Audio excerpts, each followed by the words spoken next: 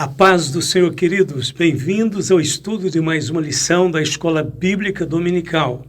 Hoje estudaremos a lição número 2 com o seguinte tema: a Igreja de Jerusalém, um modelo a ser seguido.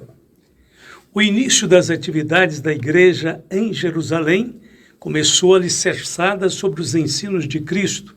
Tudo estava plenamente cristalino na mente dos apóstolos. Eles colocaram em prática os princípios de origem divina, a fim de dar à nova comunidade as qualidades essenciais de povo de Deus e de agência divina na terra. A Igreja de Jerusalém cumpriu a missão de demonstrar o reino de Deus em seus aspectos de unidade e santidade. Os apóstolos se devotaram inteiramente ao ministério da palavra e da oração. Assim, a igreja do primeiro século se tornou um padrão para todas as igrejas em todas as épocas e lugares. Ponto de número 1. Uma igreja com sólidos alicerces. Uma igreja com fundamento doutrinário.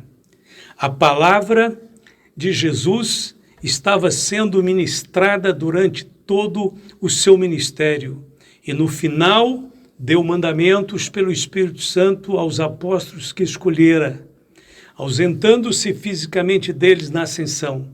Jesus os deixa sob a liderança do Espírito Santo. Este, por sua vez, passa a guiá-los em toda a verdade. Uma igreja só pode ser considerada genuinamente cristã quando consegue ensinar e doutrinar seus membros de tal forma que eles passem a refletir o caráter de Cristo. Perseveravam na doutrina dos apóstolos. Os apóstolos foram instruídos aos pés de Jesus e estavam habilitados pelo Espírito Santo a instruir a igreja. O ensino de Cristo era lembrado nos cultos com a finalidade de formar o novo homem, criado segundo Deus em verdadeira justiça e santidade. A palavra doutrina, no grego didaké, com o sentido de ensinar e instruir, apontava para o discipulado cristão, ou seja, os apóstolos se dedicavam a instruir o povo nos caminhos do Senhor. Por outro lado, o povo queria ouvir o que os apóstolos tinham para dizer. Eles queriam seguir os ensinamentos dos apóstolos. Atualmente há lugares em que as pessoas querem aprender, mas não há quem os ensine. Há uma grande escassez de mestres na igreja. Os cultos da igreja de Jerusalém aconteciam em diversos locais, incluindo o templo, as sinagogas, casas e também lugares públicos como praças. Após a ascensão de Jesus, a igreja primitiva continuou utilizando o templo de Jerusalém e as sinagogas como locais de reunião, além de reunir em casas particulares. Naqueles dias, o templo de Jerusalém era um local central para cultos, portanto, também foi utilizado pela igreja primitiva, especialmente nos primeiros tempos após a ascensão.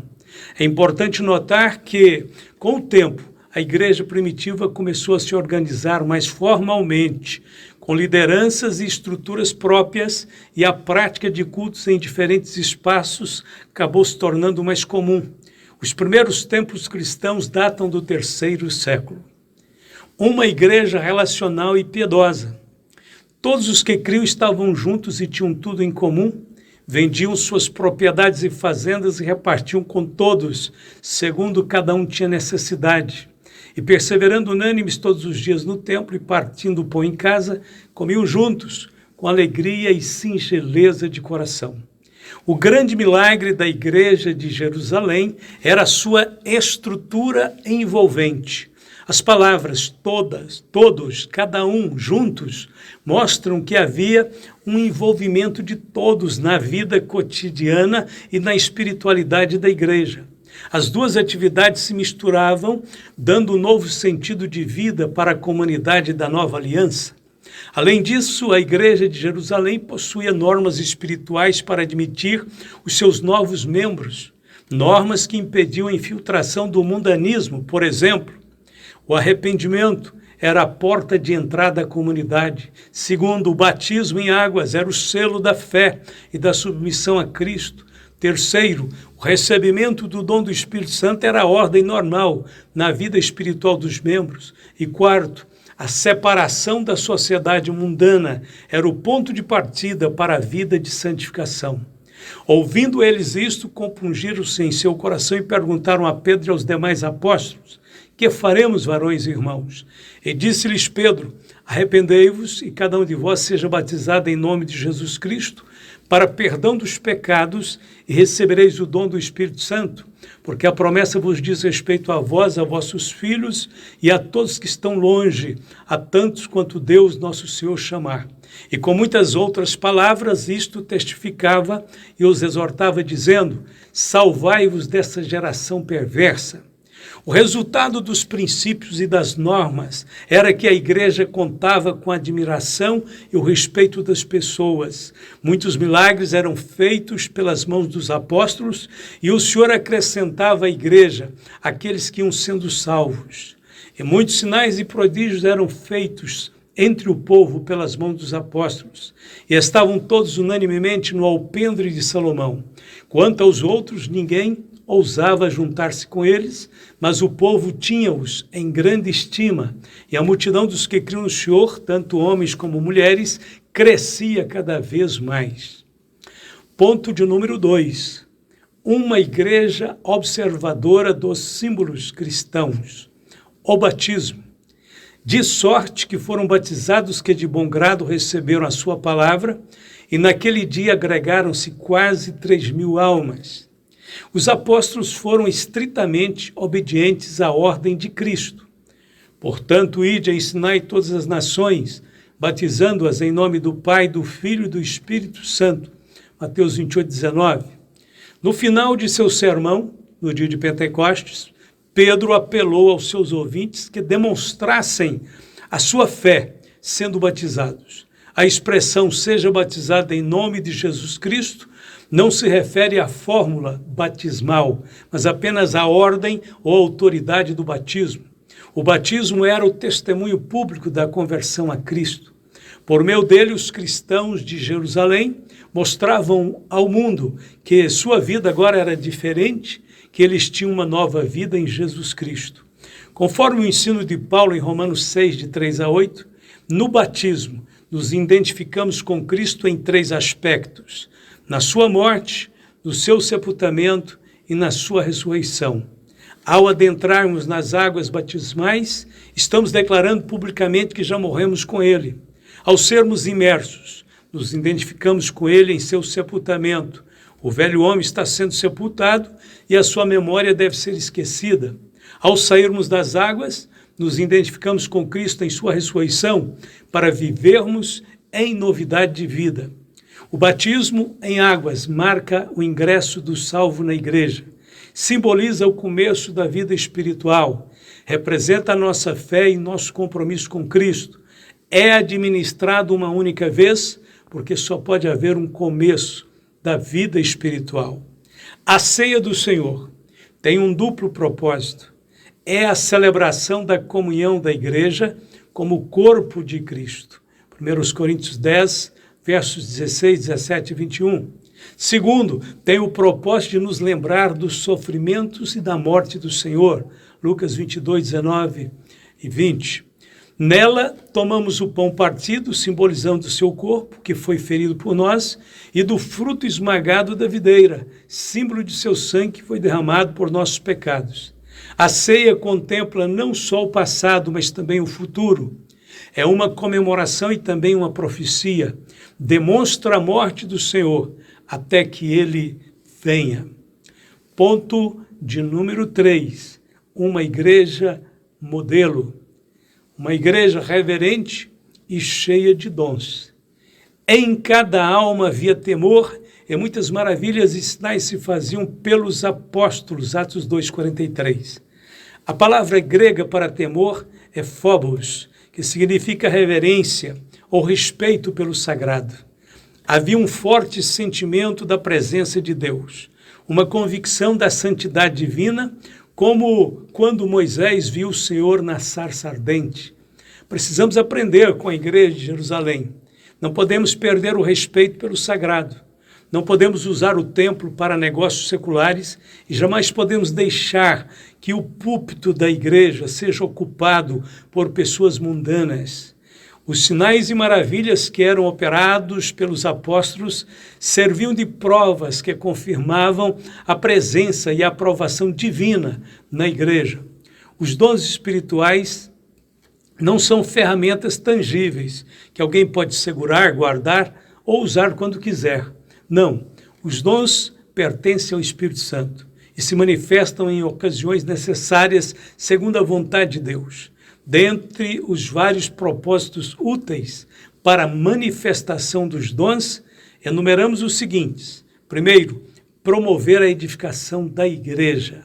Segundo, tornar os crentes mais produtivos. Terceiro, promover a unidade da igreja. Quarto, proteger a igreja de falsas doutrinas e espíritos enganadores. E quinto, glorificar a Deus. Em resumo, os dons se manifestam para o proveito comum e edificação do corpo de Cristo. Da mesma forma que a visão beneficia todo o corpo e não apenas os olhos, assim também os dons espirituais beneficiam o corpo de Cristo por inteiro. Uma igreja acolhedora e perseverando unânimes, todos os dias no templo e partindo pão em casa, comiam juntos com alegria e singeleza de coração. Quando falamos de acolhimento, estamos falando do aspecto bondoso em aceitar a todos, da capacidade em atrair as pessoas, a fim de que possamos ajudá-las. Do ponto de vista humano, o egoísmo é o principal inimigo do acolhimento. A nossa tendência é nos fechar ao nosso mundo e deixar de fora quem achamos ser inconveniente. A Igreja de Jerusalém soube agregar os mais variados tipos de pessoas para uma convivência fraterna e feliz. Vivemos em um mundo perigoso e muitas vezes temos medo de estender a mão para desconhecidos. Diante disso, devemos orar a Deus a fim de que Ele nos dirija às pessoas que certamente crerão em seu nome. O importante é estarmos sempre abertos ao mover do Espírito Santo. Não vos esqueçais da hospitalidade, porque por ela alguns, não sabendo, hospedaram anjos. Hebreus 13, verso 2. Uma igreja adoradora, louvando a Deus e caindo na graça de todo o povo. E todos os dias acrescentava o Senhor à igreja aqueles que se haviam de salvar. A igreja de Jerusalém era uma igreja alegre que atraía os olhares de toda a cidade. Sua vida espiritual era vibrante no aspecto da adoração. A expressão louvando a Deus fala de celebração e júbilo diante de Deus.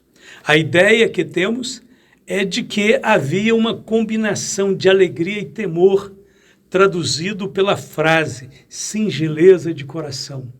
É impossível ignorar uma comunidade que demonstre tão lindo amor a Cristo. Glória a Deus. Vamos para a conclusão.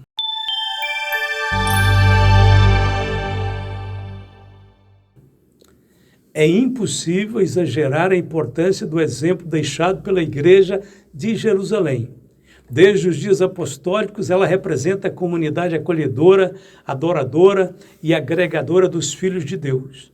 Aprendemos com seu exemplo as mais profundas lições de amor e de unidade de fé. Vemo-la como uma igreja ideal, modelo para todas as outras. De fato, ela é a igreja-mãe. Isso, contudo, não significa dizer que a igreja de Jerusalém não tivesse problemas. Pelo contrário, veremos em outras lições que havia alguns problemas bem desafiadores. Nada, contudo, que tire o seu brilho e nos impeça de nos espelharmos nela. O importante é sabermos que a igreja de Jesus Cristo sempre foi e sempre será a coluna e a firmeza da verdade. Também devemos saber que Jesus sempre amou a sua igreja, a igreja de todos os tempos, de todas as eras e lugares, e nós também devemos amá-la. Que o Senhor nos ajude a perseverar, olhando para os belos exemplos, os preciosos exemplos deixados nas Escrituras, para seguirmos a fé perfeita em Deus. Deus te abençoe. Vamos orar e agradecer ao Senhor. Querido Pai Celestial, adoramos o Teu nome por Jesus Cristo, te agradecendo, Senhor, pelas lições que já estão em andamento, lições preciosas, onde estamos aprendendo, Senhor, com a igreja de Jerusalém, que esses princípios, essas normas, tudo isto, Senhor, que está registrado na Tua palavra, possa refletir em nossa comunidade, em nosso comportamento, em nossas atitudes, para somarmos, Senhor, no sentido de engrandecer o Teu nome na terra. Abençoe a todos os meus irmãos, abençoe a todos os meus queridos amigos, professores da escola dominical, todos os líderes da Tua casa. Guarda, protege e sustenta a todos em nome de Jesus. Esta é a nossa oração, hoje e sempre. Todos podem dizer comigo, amém e amém.